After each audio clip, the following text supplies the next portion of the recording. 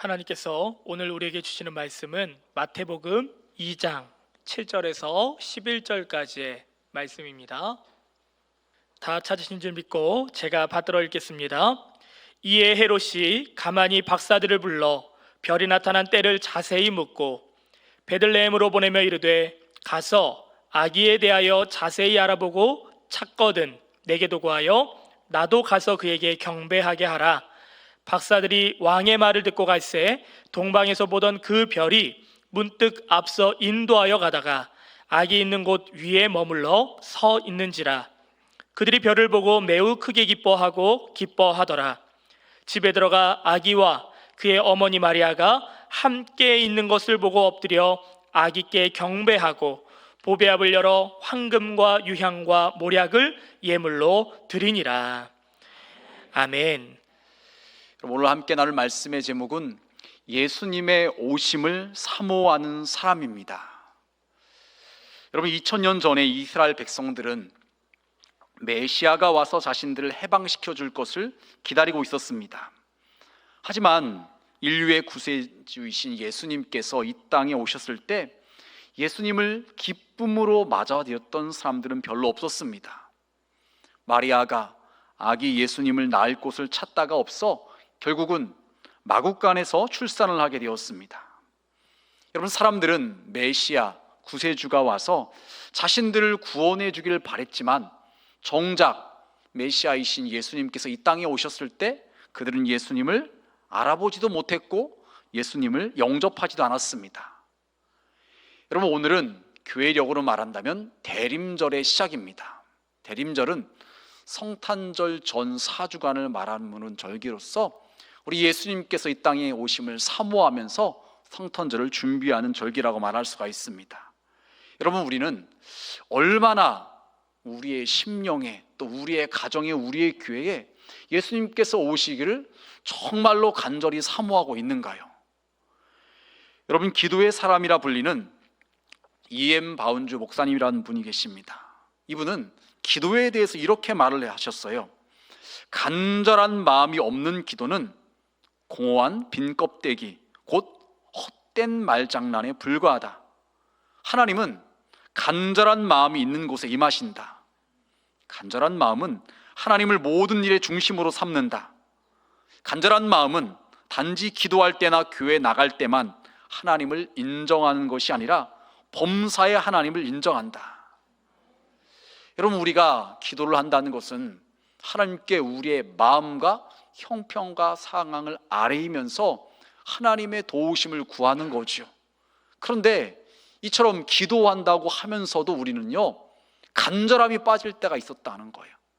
기도를 하긴 하는 것 같은데 간절함이 없이 들어주시면 좋고 아니면 말고, 응답이 되면 좋고 아니면 말고, 이런 식으로 그냥 습관에 따라서 기도의 모습만 갖추는 때가 있지 간절함이 빠진 그런 껍데기와 같은 기도만 할 때가 있었다는 것입니다. 여러분, 대림절 기간에 우리는 주님의 오심을 사모하면서 주님께서 이 땅 가운데 오심과 관련된 찬송을 부르고 그런 말씀도 듣습니다. 그런데 정작 우리는 얼마나 간절하게 사모하는 마음으로 우리 주님께서 우리의 심령 가운데, 우리 가운데 임재하시기를 바라고 있는가요? 바라긴 예배에 오신 우리 온천중앙의 모든 성도님들은요, 정말로 주님께서 여러분의 마음 가운데 오심을 간절히 사모하는 가운데 그 주님께서 임재하시고 여러분을 만나 주신 것을 경험할 수 있는 우리 모두가 되시길 주님의 이름으로 축원합니다. 여러분, 그렇다면 첫 번째 말씀인데요, 예수님의 오심을 사모하는 사람은요, 자신의 죄를 회개해야 한다는 것입니다. 여러분, 마태복음 3장 2절에 보면 이런 말씀이 있어요. 회개하라, 천국이 가까이 왔느니라 하였으니. 이 말씀은 예수님께서 오심을 준비하는 세례 요한이 했던 말씀입니다. 세례 요한이 예수님보다 먼저 이 땅에 와서 예수님께서 오실 것을 갖다 준비를 하는데, 그때 세례 요한이 처음으로 선포했던 말은 다른 것이 아니라 회개하라는 거예요. 잘못을 돌이키고 이제는 하나님께로 향하라는 것입니다. 삶이 바뀌어져야 된다는 것입니다. 왜 이 말씀을 먼저 했을까요? 그런 자들의 심령 가운데 천국이 임한다는 것입니다. 하나님의 나라가 임한다는 것입니다. 메시아이신 예수님께서 이 땅에 오실지라도 회개하지 않는다면 그 회개하지 않는 사람들의 심령 가운데는요, 하나님께서 임재하실 수가 없고 그들의 마음 가운데 하나님의 나라가 이루어질 수가 없다는 것입니다. 그래서 세례 요한은 다른 말씀을 전하기 전에 먼저 회개하라, 천국이 가까이 왔느니라 라고 말씀을 선포했던 것입니다. 여러분, 회개하는 심령 가운데 하나님의 나라가 임하는 줄 여러분 믿으시길 바랍니다. 여러분, 관련돼서 하디 선교사님에 관련된 이야기를 좀 말씀을 드리도록 할게요. 여러분, 오늘은 12월 1일이죠. 내일이 12월 2일인데 이날이 어떤 날이냐면요, 한국 감리교 자치 94년이 되는 날입니다. 이게 무슨 말이냐면요, 우리나라에 1885년에 선교사님이 파송을 받아가지고서 와서 복음을 전해줘서 우리나라에 이 복음이 전파되고 교회가 세워지기 시작했죠.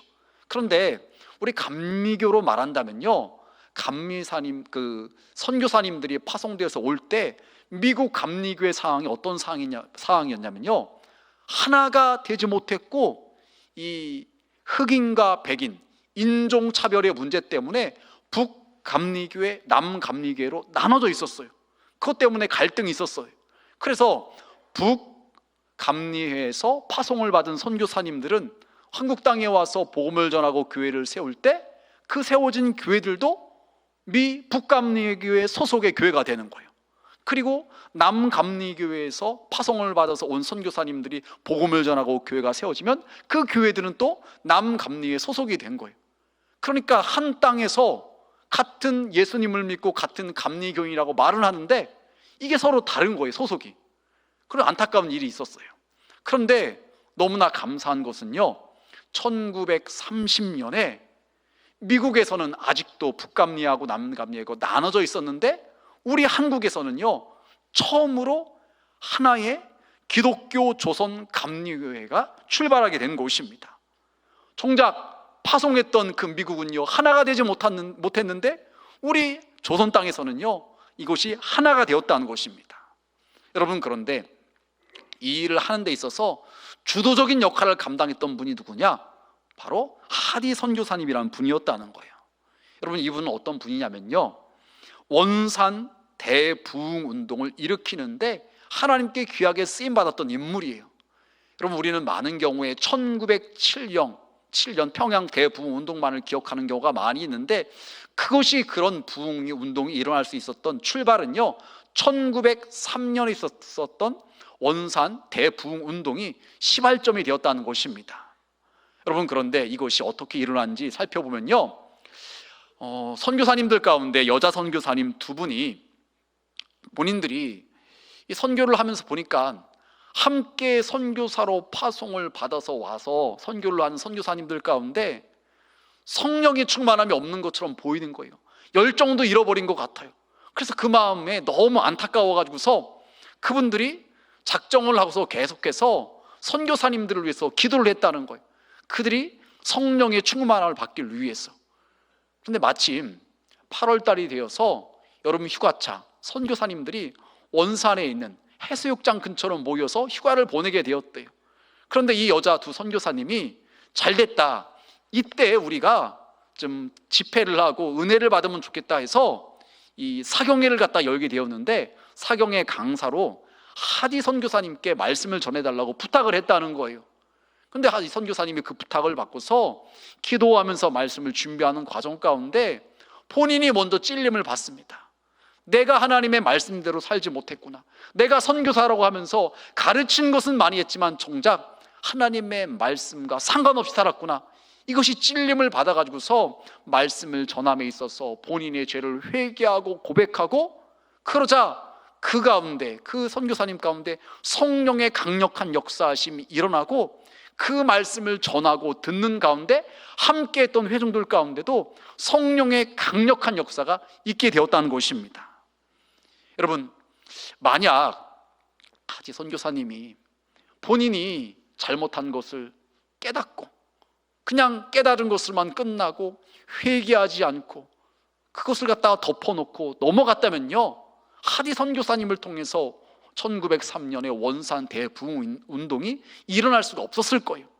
하지만 마음에 찔림을 받은 그 선교사님이 내가 잘못했습니다, 나부터 회개합니다, 사람들 앞에서 자신의 잘못을 인정하고 회개했을 때 그 성령의 강력한 역사하심이 사람들 가운데 임하게 되었다는 것입니다. 여러분, 우리도 마찬가지예요. 대림절 기간이 되어서 우리는요, 예수님의 오심을 사모합니다. 관련된 찬송을 부릅니다. 주님께서 내 마음 가운데 찾아와 주시길 바랍니다. 하지만 만약 우리의 마음 가운데 회개하지 않음으로 인해서 여전히 하나님 보시기에 합당치 못한 모습들이 그냥 그대로 있다면요, 더러워진 죄악된 모습 그대로 있다면요, 거룩하신 우리 주님께서 우리의 심령 가운데 임하실 수가 없다는 것입니다. 여러분, 그래서 우리가 진심으로 우리의 심령 가운데 주님께서 임재하시고 우리 주님께서 나를 만나 주시길 원한다면요, 우리는요, 진심 어린 회개가 필요하다는 것입니다. 하나님의 말씀대로 살지 않았던 것, 사랑하지 못했고 용서하지 못했고 말씀에 불순종했던 그런 모습들을 갖다가 진심으로 뉘우쳐서 회개해야 된다는 것입니다. 그런 사람들 가운데 하나님의 임재하심이 있는 줄 여러분 믿으시길 바랍니다. 여러분, 두 번째로 우리 예수님의 오심을 사모하는 사람은요, 이 자신이 움켜쥐고 있는 것, 그래서 주님보다 더 사랑하고 있는 것, 그것을 내려놓을 수 있어야 되는 것입니다. 여러분, 예수님께서 이 땅에 태어나실 때 하늘에서는요, 유독 너무나 환하게 반짝이는 별이 있었어요. 그 별을 본 우리 동방의 박사들, 오늘날로 말하면 천문학자겠죠? 천문학자들이 그것을 보고서 이 별은 보통 별이 아니다, 분명 그 지역의 왕이 태어난 것을 암시하는, 보여주는 특별한 별이라는 것을 깨닫고서 왕이 태어난 것을 축하하기 위해서 그 먼 동방에서부터 예루살렘까지 오게 됩니다. 여러분, 그들이 오는 길이 얼마나 멀고 얼마나 많은 수고가 뒤따랐겠습니까? 그럼에도 불구하고 그들은요, 예물을 준비해서 왕으로 태어나신 분께 전해드리려고 그것을 갖다가 먼 길, 수고도 마다하지 않고 찾아왔다는 것입니다. 여러분, 하지만 그 반대의 인물도 있었습니다. 오늘 우리가 봉독한 마태복음 2장 말씀해 보니까 헤로드 왕은요, 왕이 태어났다는 소식을 듣는 순간 놀래요. 왜 그랬을까요? 아니, 나는 힘들게 로마에다가 아부를 하고 선물 공세를 하고 그래서 내가 왕권을 얻게 되었는데 내가 왕이 아니라 또 다른 왕이 태어났다고? 내가 왕의 자리에서 이제는 쫓겨나는 거 아니야? 이런 마음 가운데 자신의 기득권을 잃어버릴까 봐 베들레헴과 그 주변에 태어난 남자아이들, 2살 아래의 남자아이들은 모두 다 죽이게 했다는 것이에요. 여러분, 너무나 대조가 되지 않습니까? 동방 박사들은 예수님께서 오심을 사모해서 정말로 진심으로 축하하려고 먼 길로 마다하지 않고 예물을 준비해서 왔는데, 이 헤롯 왕은요, 자신이 그 왕권을 갖다가 빼앗기기 싫어서 어떻게든지 그것을 유지하려고 예수님을 찾지 못하다 2살 아래의 남자아이들은 다 죽이게 했다는 것입니다. 여러분, 우리의 모습을 한번 살펴보길 바랍니다. 내가 이것만큼은 놓지 못해요. 주님보다 더 사랑하고 있는 그것이 있어요. 그런데 그것을 갖다가 내려놓지 못하면요, 우리는 주님을 만날 수가 없습니다. 내 마음에 가득 찬 그것이 주님을 갖다가 바라보지 못하게 만들고 주님께서 내 마음 가운데 임하시지 못하게 만든다는 것입니다. 여러분, 그래서 세례 요한은요, 마태복음 3장에서 이렇게 말씀하고 있어요. 자기들의 죄를 자복하고 요단강에서 그에게 세례를 받더니, 사람들이 세례 요한의 말씀을 듣고서 마음에 찔림을 받아서 자복했어요. 회개했어요. 그리고 세례를 받았어요. 그런데 그들의 삶이 변하지 않자 7절 말씀에 세례 요한은 말하기를요, 독사의 자식들아, 누가 너희를 가르쳐 임박한 진노를 피하다 하라고 이렇게 이야기를 하면서 8절 말씀에 그러므로 회개에 합당한 열매를 맺으라고 이야기를 합니다. 무슨 말인가요? 입으로만 잘못했습니다, 하나님 용서해 주세요, 그렇게 말하는 것을 끝나는 것이 아니라 삶이 바뀌어져야 된다고 이야기를 하는 것이에요. 정말로 하나님께서 인정하신 회개는 삶이 달라져야 된다는 거지요. 그러자 그 말을 들었던 사람들이 물어요. 아니 그럼 어떻게 우리가 해야 됩니까? 그레셀의 요한이 구체적으로 설명을 해주는데 11절 말씀에 이렇게 말합니다. 대답하여 이르되 옷 두 벌 있는 자는 옷 없는 자에게 나눠줄 것이요 먹을 것이 있는 자도 그렇게 할 것이니라. 나밖에 모르고 나 중심적으로만 살아가는 것이 아니라 하나님께서 내 이웃을 사랑하라고 말씀하셨으니까 옷 두 벌 있는 사람이 봤을 때 옷이 하나도 없는 사람이 있으면 한 벌 나눠주라는 거예요. 나는 먹을 것이 있는데 옆에 있는 사람이 먹을 것이 없어 보여요. 그럼 먹을 건 나눠주라는 것입니다. 이것이 참된 회개를 실천하는 사람의 모습이라는 것입니다. 혼자만 잘 먹고 잘 입고 그렇게 살아가는 것을 끝나지 말고 주변에 힘들어하고 고통 가운데 있는 사람들을 돌보라고 말하고 있는 것입니다. 여러분, 천국의 주인이신 우리 예수님께서 우리의 심령에 찾아오셔서 우리와 함께 하시기 위해서는요, 내가 움켜쥐고 있는 것, 내가 욕심부리고 있는 것, 그것을 내려놓을 수 있어야 된다는 것입니다. 여러분, 예수님께서 길을 가실 때 부자 청년이 예수님께 찾아왔어요. 그래서 묻는 것이 어떻게 해야지 영생을 얻을 수 있습니까? 라고 물어요. 그래서 예수님께서 이렇게 말씀을 하시죠. 우리 마가복음 10장 21절에서 22절 말씀인데요, 우리 함께 봉독하시겠습니다. 예수께서 그를 보시고 사랑하사 이르시되 내게 아직도 한 가지 부족한 것이 있으니 가서 내게 있는 것을 다 팔아 가난한 자들에게 주라. 그리하면 하늘에서 보화가 내게 있으리라. 그리고 와서 나를 따르라 하시니 그 사람은 재물이 많은 고로 이 말씀으로 인하여 슬픈 기색을 띠고 근심하며 가니라. 아멘. 여러분, 이 부자 청년은요, 어릴 때부터 누구보다도 말씀대로 살아왔던 사람이었어요. 십계명을 다 지키며 살아왔던 사람이었어요. 그러니까 예수님께서 그것을 아시고서 그 부자 청년을 칭찬했어요. 그래서 지금 말씀이 나온 것처럼 그를 보시고 사랑하라사라고 말씀을 하세요. 그러면서 하시는 말씀이 네가 참 잘했는데 한 가지 부족한 것이 있다. 네 재물을 갖다가 팔아서 가난한 자들에게 나눠주고 너는 나를 따르라고 말씀하세요. 그런데 그렇게 말씀하실 때 그렇게 하면은 하늘에서 보화가 내게 있으리라고 말씀을 하세요. 그런데 이 말을 들었던 부자 청년이 재물이 많은 사람이 었기 때문에 그 말씀 때문에 슬픈 기색을 띠고 근심하고 돌아갔다는 거예요. 이 많은 재산을 다 팔아? 어떻게 나 못 먹고 살라고 걱정이 되고 염려가 되는 거예요. 그냥 예수님과 상관없이 살아가야 되겠다, 이런 마음을 먹는 것입니다. 여러분, 그런데 그런 부자 청년에게는요, 하나님께서 그의 마음 가운데 찾아오실 수가 없는 것입니다. 하나님께서 그의 마음 가운데 임해 주실 때 하늘로부터 오는 놀라운 은혜와 축복을 경험할 수가 없는 것입니다. 여러분, 마태복음 13장 44절에 이런 말씀이 있죠. 천국은 마치 밭에 감춘 보화 같으니 사람이 이를 발견한 후 숨겨두고 기뻐하며 돌아가서 자기의 소유를 다 팔아 그 밭을 사느니라. 여러분, 사람들은 인생을 살아가면서 돈의 값어치를 압니다. 10,000원으로 구입할 수 있는 것이 있고 1,000,000원으로 구입할 수가 있는 것이 있고 억 단위가 들어가야지 구입할 수가 있는 거예요. 그렇기 때문에 그 돈이 얼마나 가치가 있고 힘이 있는 것을 알아요. 그런데 밭에서 일하던 사람이 일을 하다가 밭에 감춘 어마어마한 보화를 발견합니다. 그래서 그것을 다 묻어두고 몰래 집으로 와서 자신의 재산을 다 팔아서 막 빚까지 내가면서 그 땅을 사는 거예요. 왜요? 그 땅에 숨겨져 있는 보화가 어마어마한 가치니까요.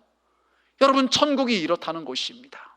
하나님께서 우리의 심령 가운데 임재하실 때, 하나님께서 우리의 마음 가운데 우리와 함께 하실 때 우리는 세상에서 경험하지 못한 그 놀라운 은혜와 축복을 누리게 되는 줄 여러분 믿으시길 바랍니다. 여러분, 그래서 세 번째로요, 우리는요, 예수님의 오심을 사모해야 되는데 그 사모하는 사람에게 하나님의 크신 은혜가 임한다는 거예요. 자신의 죄를 회개하고 주님보다 더 사랑해서 포기하지 못하고 꼭 움켜쥐고 있었던 것, 그것을 갖다가 내려놓을 때 하나님의 은혜가 임한다는 거예요.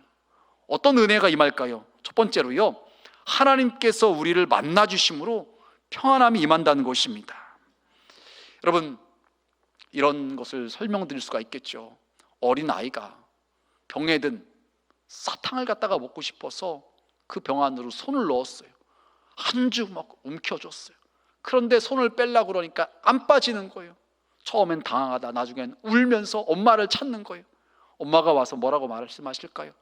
얘야, 손을 피면 돼. 그럼 너 손 빠질 수 있어. 욕심 부리지 말고 그 손을 피라고 이야기를 합니다. 엄마 말을 듣고서 손을 폈더니 손이 쑥 빠져나오는 거예요. 여러분, 우리가 인생을 살아가면서 주님보다 더 사랑해서 놓지 못하는 것, 그것이 무엇인가요?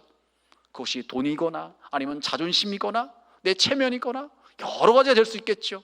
그런데 그것을 내가 내려놓고서 우리 주님께서 우리의 심령 가운데 임하시면요, 우리가 지금까지 세상에서 경험해 보지 못한 그 놀라운 그 평안함을 누릴 수가 있다는 것입니다. 여러분, 사람들이 이 땅을 살면서 그토록 바라는 것이 무엇인가요? 행복이죠. 평안함이죠. 우리는 이 땅을 살면서요, 사람들과의 관계 때문에 힘들어합니다. 부모 자식 간에도 갈등이 있어요. 또 직장에서 사람들과의 갈등이 있어요. 교회 안에서도 갈등도 있어요. 이런 것들로 인해서 우리는요, 마음 아파하기도 하고요, 어느 때는 밤잠을 못 자기도 하고 스트레스 받고 막 힘들어요. 얼마 전에 나왔던 뉴스 가운데 우리나라 청년들 10명 중에요 3명이 극심한 우울증을 앓고 있다고 그래요. 조금이 아니라요, 정말로 심각한 정도의 우울증을 앓고 있어서 막 죽고 싶어하는 그런 사람들이 있다는 것입니다. 이것이 오늘날 우리 대한민국의 현실이에요. 그래서 그들이 바라는 것이 무엇인가요? 행복하길 원하는 거예요. 평안하길 원하는 것입니다. 더 이상 힘들어하지 않고 마음 아파하지 않고 이렇게 살아가기를 원하는 거예요. 여러분, 그런데 그것이 그냥 되어지는 것이 아닙니다. 하나님께서 우리의 심령 가운데 임재하실 때 우리의 마음 가운데 하나님의 평강이 임하는 줄 여러분 믿으시길 바랍니다. 여러분, 두 번째로요, 하나님의 오심을, 우리 주님의 오심을 사모하는 사람들이 받는 은혜는요, 하나님의 인도하심을 받는다는 거예요. 여러분, 우리는 인생을 살아가면서 어떻게 살아가야 되는가, 어떤 선택과 결정을 내려야 되는가, 많은 고민 가운데 살아가죠. 그러다 때로 잘못된 선택을 하고 시간이 지난 다음에 후회도 하기도 해요. 그런데 여러분, 예수님의 오심을 사모하는 사람들은요, 하나님께서 그의 심령 가운데 임재하시기 때문에 그의 삶을 인도하시는 줄 여러분 믿으시길 바랍니다. 그래서요, 그 선택을 하고 나서 얼마 안 있다가는요, 이것이 바른 선택인지 내가 지금 잘 가고 있는지 모를 때도 있어요. 그리고 때로 믿음이 없는 사람들 눈에 보이기에는 어리석어 보이고 조롱도 받을 수 있어요. 하지만 주님의 임재하심을 사모하는 그 사람들 가운데 주님께서 임하시면요, 주님께서 우리의 길을 선한 길로 인도하신다는 거예요. 그래서 결국에는 나와 주님이 그때 함께 하셨구나, 나를 바른 길로 인도하셨구나, 이것을 깨닫게 되는 거죠. 여러분, 그래서 마태복음 2장 12절 말씀에 보니까 이렇게 말씀하고 있어요. 그들은 꿈에 헤롯에게로 돌아가지 말라 지시하심을 받아 다른 길로 고국에 돌아가니라. 동방 박사들이 예수님을 축하하기 위해서 예루살렘에 왔는데 예루살렘의 왕인 헤롯은 그런 것을 전혀 모르고 있었다가 놀라요. 그러고 나서 동방 박사들에게 부탁하는 것이 어디서 태어났는지 알려주면, 다시 와서 알려주면은 우리도 가서 경배하겠다고 이야기를 했죠. 그것은 거짓된 말이었죠. 알려주면은 가서 죽이려고 했던 것이 헤롯의 마음이었어요.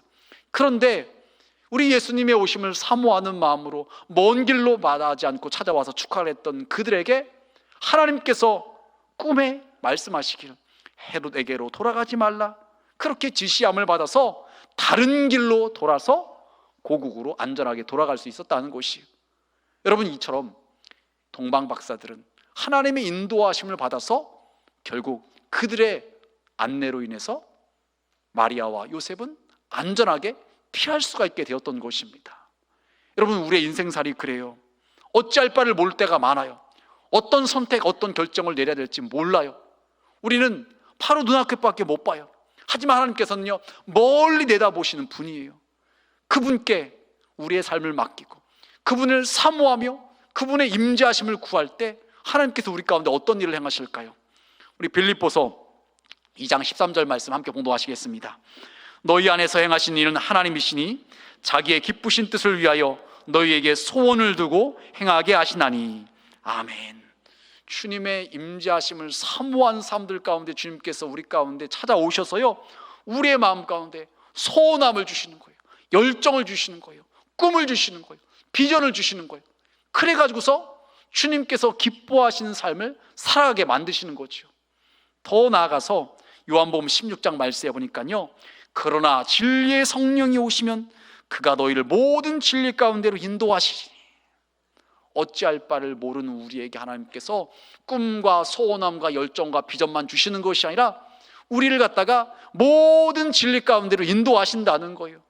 그래서 하나님께서 기뻐하신 그 길을 가게 되고 결국 우리의 삶을 통해서 하나님께서 영광 받으시는 줄 여러분 믿으시길 바랍니다.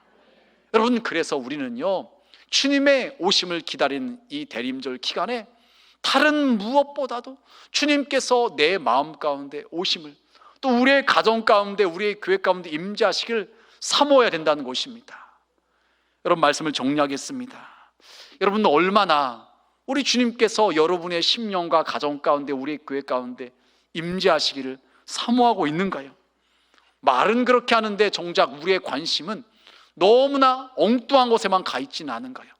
정말 우리가 주님께서 우리의 심령 가운데 임재하시기를 사모한다면요, 우리 자신을 갖다가 정결케 해야 되는 것입니다. 아무렇지도 않게 대충 덮어놓고 넘어가는 것이 아니라 하나님의 말씀대로 살지 못한 것, 말씀에 불순종한 것, 사랑하지 못하고 용서하지 못한 것, 이런 것을요, 낱낱이 하나님께 아뢰면서 철저히 회개하고 변화된 삶이 있어야 된다는 것입니다. 그런 사람 가운데 우리 하나님께서 임재하실 수가 있는 것입니다. 또한 더 나아가서 내가 주님보다 더 사랑해서 꼭 움켜쥐고 있는 것, 포기하지 못하고 이것만은 안 된다고 하면서 숨겨두었던 것, 그것을 갖다가 내가 내려놓을 수 있어야 되는 것이에요. 주님보다 더 사랑한 것이 있으면 그것이 우상이라고 그랬는데 그 우상과 같은 것을 갖다가 내가 포기할 수 있어야 되는 것입니다. 그런 자들 가운데 주님께서 임재하시는 것이에요. 주님께서 우리의 마음 가운데 임하실 때 우리의 마음을 다스려 주시니까요, 세상 일로 인해서 요동했던 마음들, 어찌할 바를 몰라서 막 갈피를 잡지 못해서 막 방황했던 우리의 마음 가운데 하나님께서 다스려 주시니까요, 평안하게 되는 줄 여러분 믿으시길 바랍니다. 주님께서 우리의 마음 가운데 세상에서는 경험해 보지 못한 그 기쁨을, 그 감격과 그 환희를 갖다 주시는 거예요. 이것은 여러분 아무리 설명해도 몰라요. 경험해 본 사람만이 알 수가 있는 거예요. 바라긴 예배에 오신 우리 온천중앙의 모든 성도님들은요, 주님의 임재하심을 사모한 가운데 정말로 이 놀라운 평강을 다 경험할 수 있는 우리 모두가 되시길 주님의 이름으로 축원합니다. 한 가지 더 말씀드렸죠. 이렇게 주님의 오심을 사모하는 자들 가운데 주님께서 마음에 소원함을 주시고 열정과 꿈을 주시고요, 그들의 삶 가운데 함께 하셔서 모든 진리 가운데로 인도하신다는 거예요. 우리가 가보지 않은 인생길입니다. 한 번도 살아보지 않은 인생길입니다. 어떤 길이 옳은 길인지, 어떤 선택이 바른 선택인지 모르는 것이 어찌 보면 당연할 수 있습니다. 우리의 상황은 늘 수시각각 변하기 때문에 과거의 경험만이 늘 옳은 것도 아니에요. 어찌할 바를 모를 수 있어요. 하지만 하나님의 오심을, 임재하심을 사모한 사람들 가운데 주님께서 우리 가운데 지혜의 영으로 임하셔서 우리로 생각나게 하시고 깨닫게 하시고 우리를 모든 진리의 길 가운데로 인도하시는 것입니다. 그러면요, 우리는요 가장 복된 인생을 살게 되고요, 우리의 삶을 통해서 하나님께 영광을 돌리며 살아갈 수가 있게 되는 것입니다. 바라기는 대림절을 맞아 예배에 오신 우리 온천중앙의 모든 성도님들은요, 주님의 오심을 간절히 사모하는 가운데 주님께서 여러분의 심령 가운데, 가정 가운데, 우리 교회 가운데 임재하신 것을 경험하며 그 은혜를 누리며 살아갈 수 있는 우리 모두가 되시길 주님의 이름으로 축원합니다.